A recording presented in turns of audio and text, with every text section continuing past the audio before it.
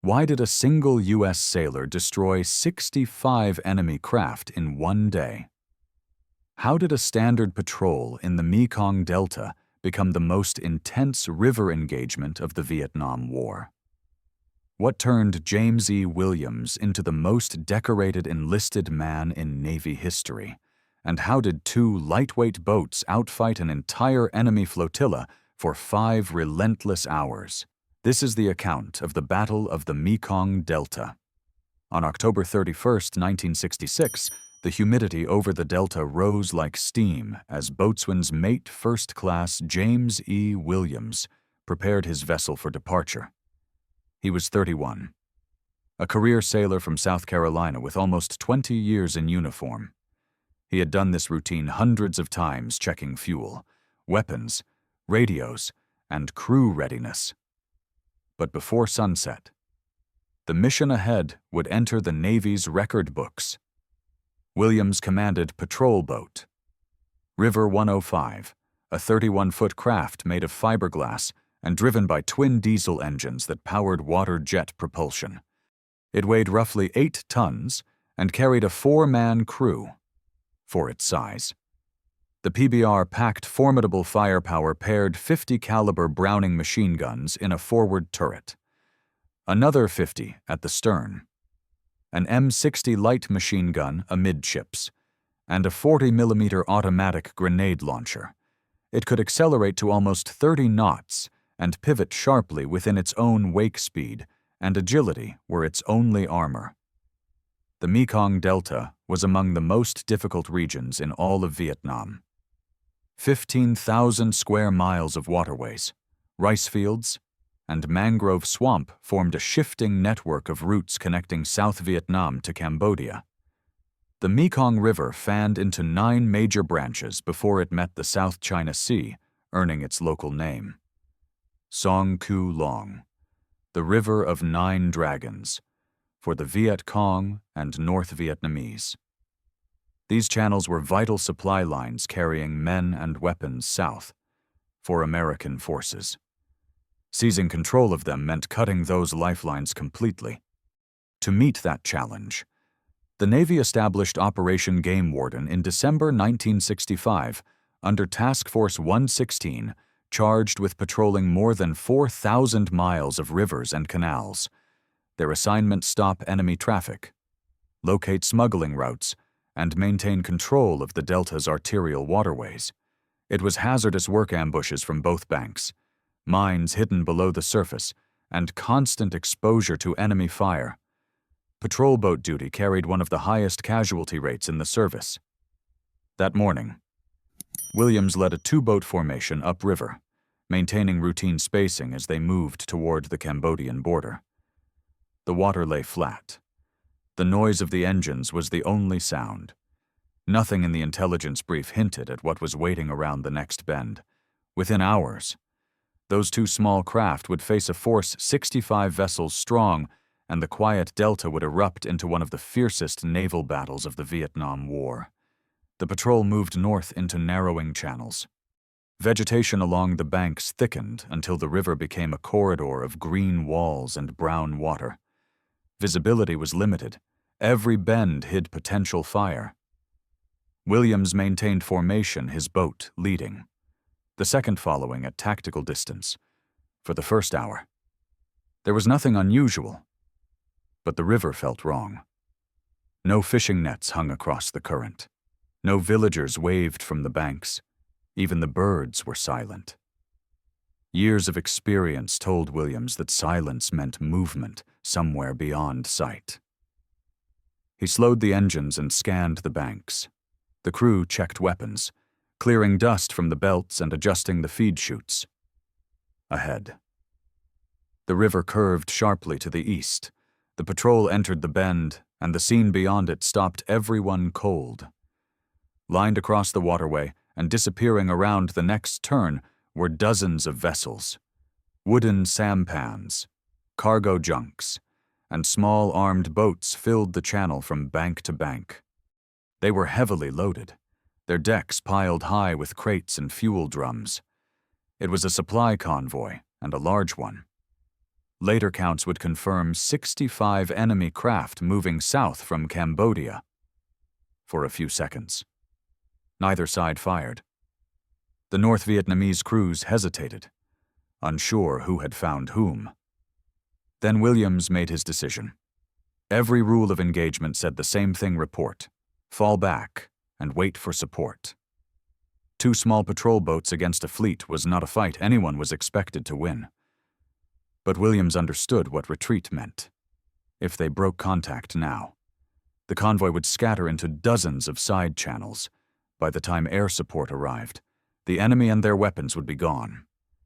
He weighed the odds and the mission. Speed, surprise, and aggression were his only advantages. He keyed the radio to the second boat, 1 short transmission. The same order he had drilled into every crew exercise. We're going in. Follow my lead. The throttles went forward. Engines roared. The 2 PBRs accelerated toward the fleet. Bow waves slicing through the brown water. Forward gunners locked their sights. In the next seconds, the river would erupt fiberglass against wood. 4 men against hundreds, and the Battle of the Mekong Delta would begin. The first shots came from the American boats. Twin 50 caliber guns erupted in unison, their tracers carving bright red arcs through the river haze. Wooden hulls shattered within seconds.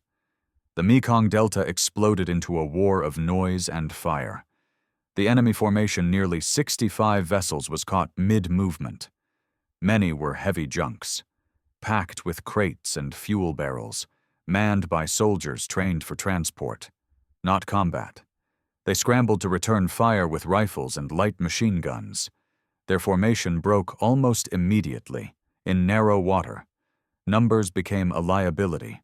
Each boat blocked the next, creating chaos that Williams exploited. Williams ordered both PBRs to keep moving fast and unpredictable. He had drilled this tactic relentlessly: never offer a stationary target.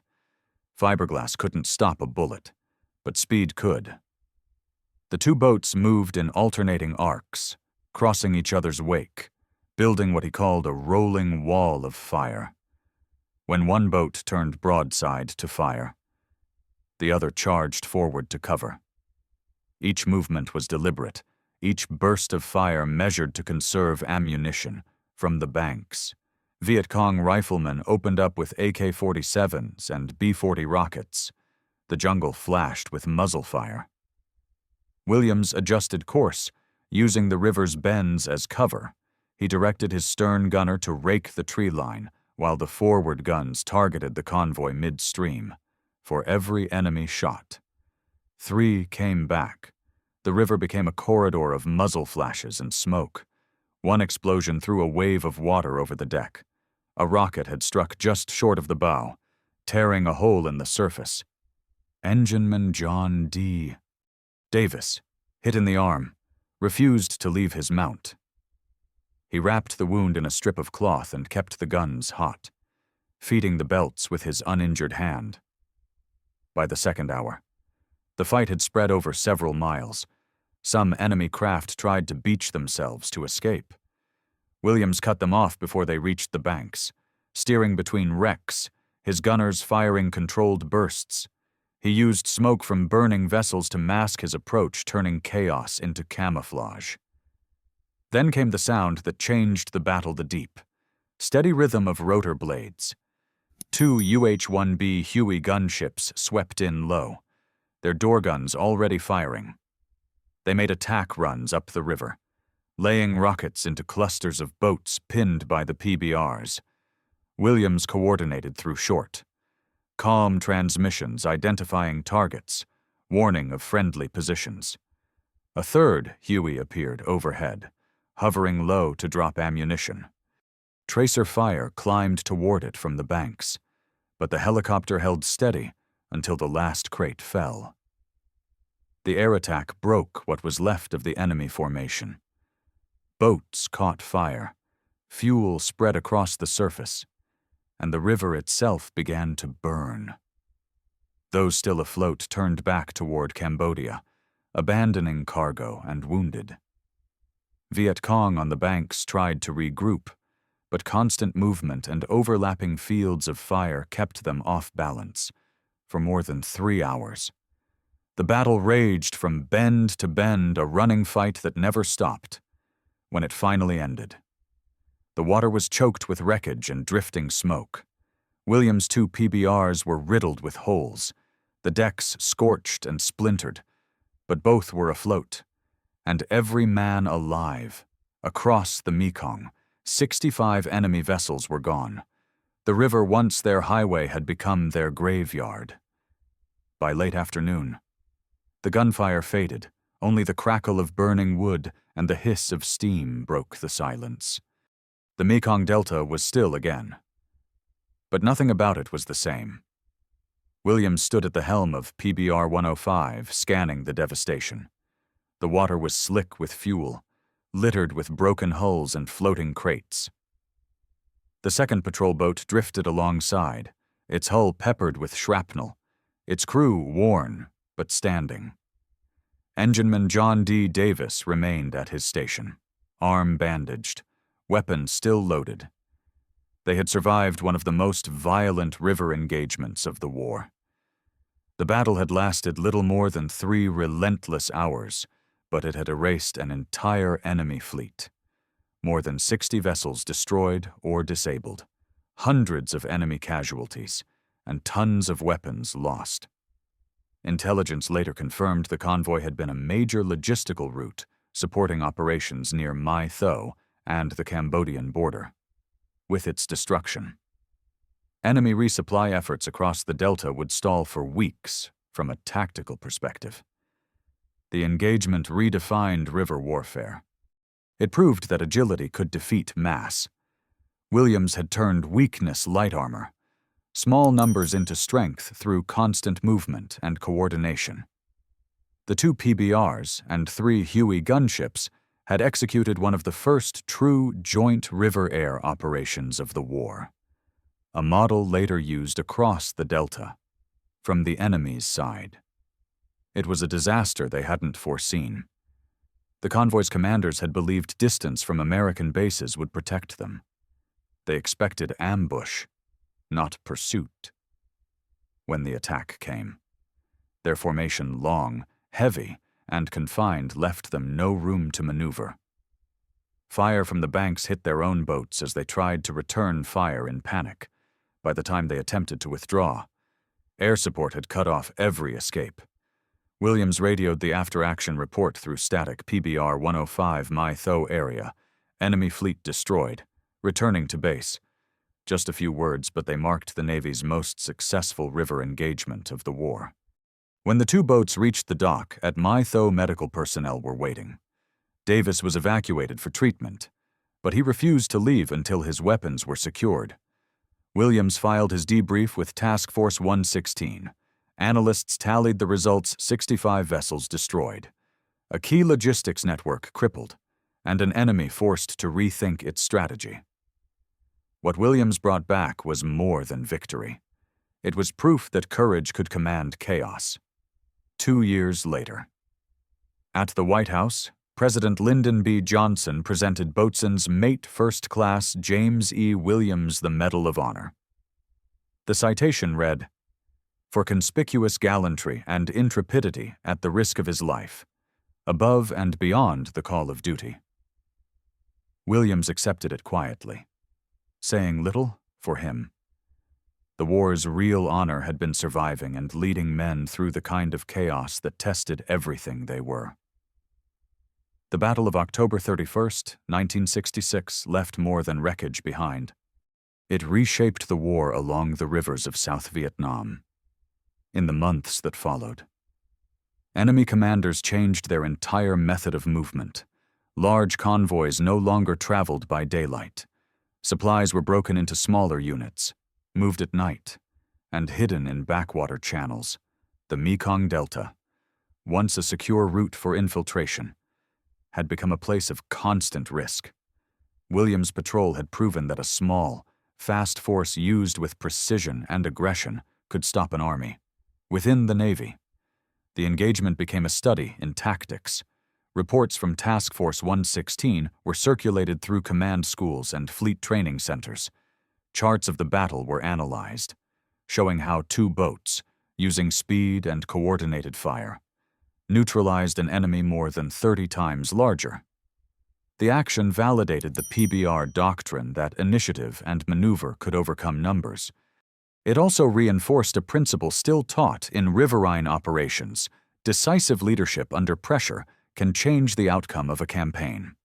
Williams did not leave Vietnam after receiving his medal.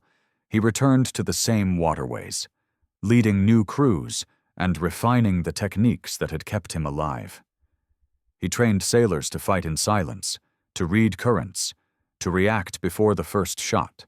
To many who served under him, he was simply known as Boats. He never asked for recognition, and rarely spoke about the day that made him famous. He believed every man aboard his boat shared that honor. When the war ended, peace brought a different struggle. Williams found civilian life unfamiliar. The habits of combat discipline, alertness, instinct had no place in quiet towns. He worked in security and law enforcement, but the sense of purpose he'd known on the river was gone. He remained a sailor at heart, marked by the memory of the Delta. On October 13, 1999, James E. Williams passed away at the age of 68. He was buried with full military honors at Arlington National Cemetery. Those who served with him stood among the white stones as the rifles fired their salute. No speeches were made. Only the echo of the shots drifted across the field. 5 years later, the Navy commissioned a destroyer in his name, USS James E. Williams, DDG-95. Its motto, engraved in steel, honors the same creed he lived by: lead from the front. His story remains part of Naval Academy instruction and leadership studies, an example of courage without hesitation, action without self-interest. He didn't calculate the odds. He saw what needed to be done and did it. He chose to fight and became a legend. In every generation, there are moments when hesitation decides everything. Williams's story reminds us that courage is not noise, it is clarity. That leadership is not about command, it is about responsibility. And that history often turns on the choices of those who act when others wait. The river has long gone quiet, but its lesson endures. Greatness is not in how loud we are remembered, but in how steadfastly we serve when no one is watching.